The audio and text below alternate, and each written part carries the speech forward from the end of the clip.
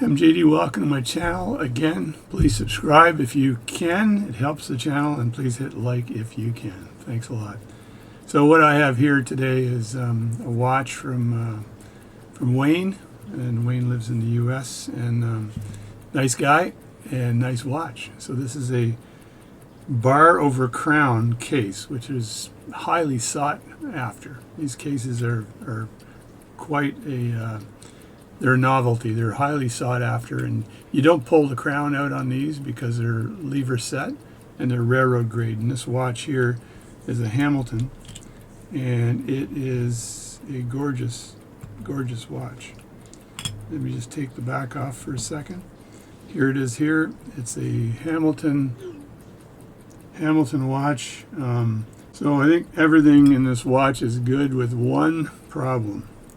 If you look at the balance, it's got wiggly balance syndrome. Wiggly balance syndrome, meaning that the balance pivots, the balance staff pivots, one or more is broken, which means the balance staff needs to be replaced. Now, the preferred method is to procure one, which I might be able to do.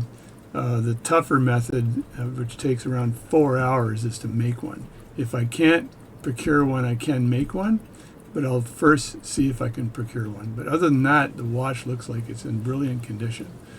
So the watch will go through a cleaning as well. So I'll clean the watch, make sure it's up to spec, and then we'll deal with the balance staff. So the second watch is a Hampton pocket watch, also a very high-end pocket watch. I love the 7 on this watch. Look at that, the way they wrote that 7, little circle on the bottom. Anyway, this watch is in brilliant condition, but I believe it may also have the wiggly balance staff issue. The wiggly balance staff. It's a railroad grade 1915 pocket watch. Let me look at this. Yeah, there we go. You can see right away this balance staff has got broken pivots. So once again, need to remove the balance, need to stake out the balance staff and make sure I keep that in case I can't find a balance staff or source of balance staff. I may need to make one. If I need to make one, I need the original as the blueprint to make a new one on a lathe. So I'm not sure what I have to do, but procuring one is a hell of a lot easier, because if you make one, you're into 4 hours of work on a lathe, and there's no absolute guarantee the first time you make it that it's going to absolutely fit perfect, although I've been pretty lucky over the years.